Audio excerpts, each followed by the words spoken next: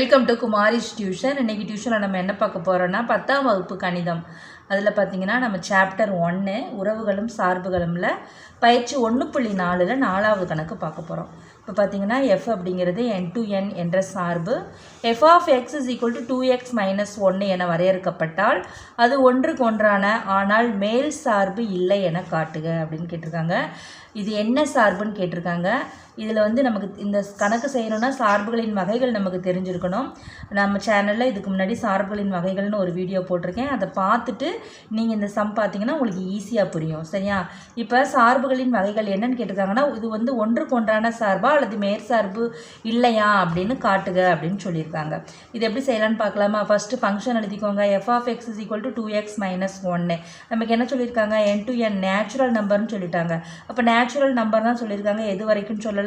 அப்போ நம்ம ஃபஸ்ட்டு ஒரு 4 நம்பர் எடுத்துக்கலாம். நேச்சுரல் நம்பர் அப்படிங்கிறதுனால இயல் எண்கள் வந்து 1லேருந்து ஆரம்பிக்கும். அதனால் 1 2 3 4 அப்டு போயிட்டே இருக்கும்.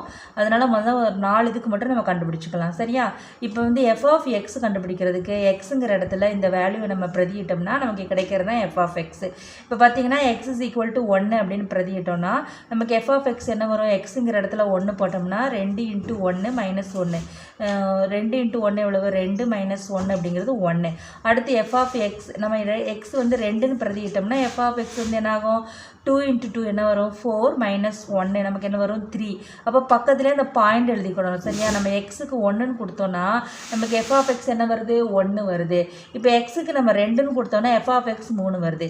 இப்போ எக்ஸுக்கு நம்ம 3ங்கிற வேல்யூ பிரதியிட்டோம்னா இப்போ f of x என்ன வரும்? 2 × 3 அதாவது 3ன்னு பிரதியிட்டோம்னா 23 6 - 1 அப்படிங்கிறது 5 ஆயிரும். இப்போ பாயிண்ட் எழுதிக்கோங்க. எக்ஸ் வந்து 3னா f of x 5.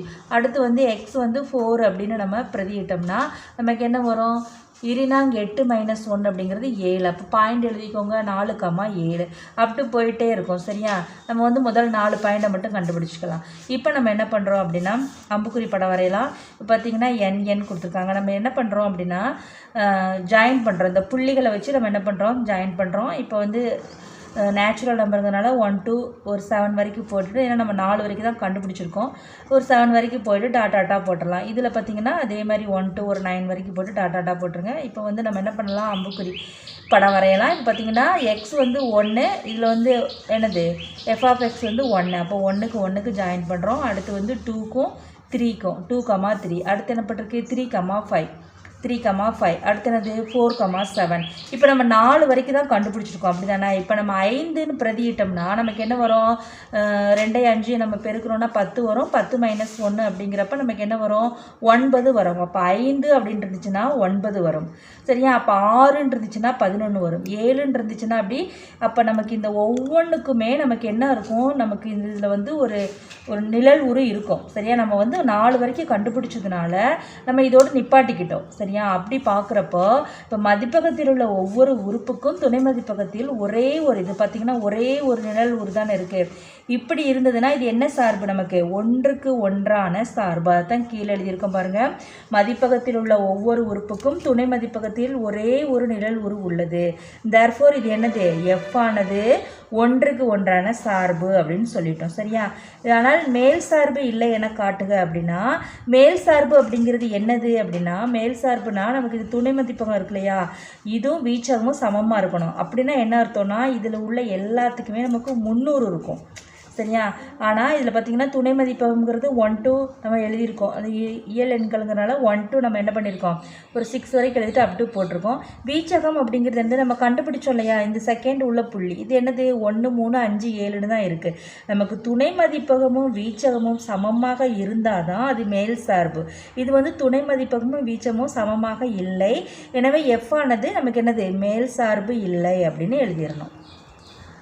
பயிற்சி 1.4ல் இது 5வது கணக்கு பாருங்கள். fங்கிறது n என்ற சார்பு f of m is equal to m² + m + 3 என வரையறுக்கப்பட்டால் அது ஒன்றுக்கு ஒன்றான சார்பு என காட்டுது. இதில் என்ன சொல்லிட்டாங்க? ஒன்று தான் ஒன்றுக்கு ஒன்றான சார்புன்னு மட்டும் காட்டுன்னு சொல்லிட்டாங்க.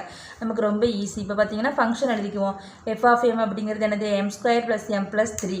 இதுவும் என்னது? இயல் எண்கள்னு சொல்லிட்டாங்க சரியா. அப்போ நம்ம என்ன எழுதுகிறோம், எம்முங்கிறதுனால எம் பண்ணி எஃப் ஆஃப் எம்னு போட்டுக்கிறோம். இது எம்மு எஃப் ஆஃப் எம் ரெண்டுமே நமக்கு என்ன தான் இயல் எண்கள்ங்கிறதுனால 1லேருந்து ஆரம்பிக்கி நம்ம ஒரு 4 வரைக்கும் கண்டுபிடிச்சிக்கலாம். இப்போ எம் அப்படிங்கிற இடத்துல நம்ம என்ன பண்ணுறோம், 1 அப்படின்னு பிரதியிட்டோம்னா நமக்கு எஃப் ஆஃப் எம் என்ன வரும் அப்படின்னா 1 ஸ்கொயர்டு, எம் ஸ்கொயருங்கிற இடத்துல 1 ஸ்கொயர்டு ப்ளஸ் எம்முங்கிற இடத்துல 1 போடுறோம். இந்த 3 இருக்குது. இதை 1 ஸ்கொயர் பண்ணால் 1. இந்த ஸ்டெப் எழுதிக்கோங்க. இல்லை எனக்கு டைரெக்டாக எப்படி தெரியும், 1 ஸ்கொயர் பண்ணால் 1, அப்போ இது வந்து இதை கூட்டுறோம் 2, இதை 2ஓட 3 கூட்டுறோம் 5 அப்படின்னா ஒரே ஸ்டெப்பில் எழுதிக்கலாம். ஆனால் இப்படி எழுதுறது உங்களுக்கு வந்து ஈஸியாக இருக்கும். அடுத்த ஸ்டெப் எழுதிக்கோங்க சரியா. 1 ஸ்கொயருங்கிறது 1, அடுத்து எழுதிட்டு அப்புறம் கூட்டி எழுதிக்கோங்க. அப்போ எம் 1னா எஃப் ஆஃப் எம்ங்கிறது நமக்கு என்னது 5. எக்ஸ் ஒய்ன்னு வச்சுக்கலாம். இங்கே நம்ம எம்முன்னு கொடுத்ததுனால நம்ம எம் எஃப் ஆஃப் எம்னு வச்சுக்கிறோம். அடுத்து எம் இஸ் ஈக்குவல் டு 2 அப்படின்னா நமக்கு வந்து எஃப் ஆஃப் எம் என்ன வரும் அப்படின்னா நம்ம எம் இருக்கிற இடத்துல 2வை பிரதியிடுறோம். 2 ஸ்கொயர் ப்ளஸ் 2 ப்ளஸ் 3, அதனால் என்னது 2 2s are 4, 2 4, அந்த 2 அந்த 3 எழுதிட்டு இது மொத்தமாக கூட்டிக்கோங்க. என்ன வரும், 4 2ஐயும் கூட்டினா 6, 6 3 9. இப்போ பாயிண்ட் எழுதிக்கோங்க. எம் 2னா எஃப் ஆஃப் எம் 9. அடுத்து எம் 3 அப்படிங்கிறத நம்ம பிரதியிட்டோம்னா 3 ஸ்கொயர் ப்ளஸ் 3 ப்ளஸ் 3. அப்போ வந்து எம் இது 3 நம்ம 3 × 3 பெருக்குன்னா என்ன வரும் 9, அந்த 3 ப்ளஸ் 3 இதெல்லாம் கூட்டினா நமக்கு 15 வரும். அப்போ எம் 3னா எஃப் ஆஃப் எம் நமக்கு 15. அடுத்து எம் ஈக்குவல் டு 4ன்னு பிரதியிட்டோம்னா 4 ஸ்கொயர் ப்ளஸ் 4 ப்ளஸ் 3. அப்போ 4 அப்படிங்கிறது என்னது, 4 ஸ்கொயருங்கிறது 16 ப்ளஸ் 4 ப்ளஸ் 3.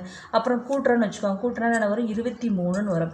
அப்போ எம் 4னா எஃப் ஆஃப் எம்ங்கிறது 23.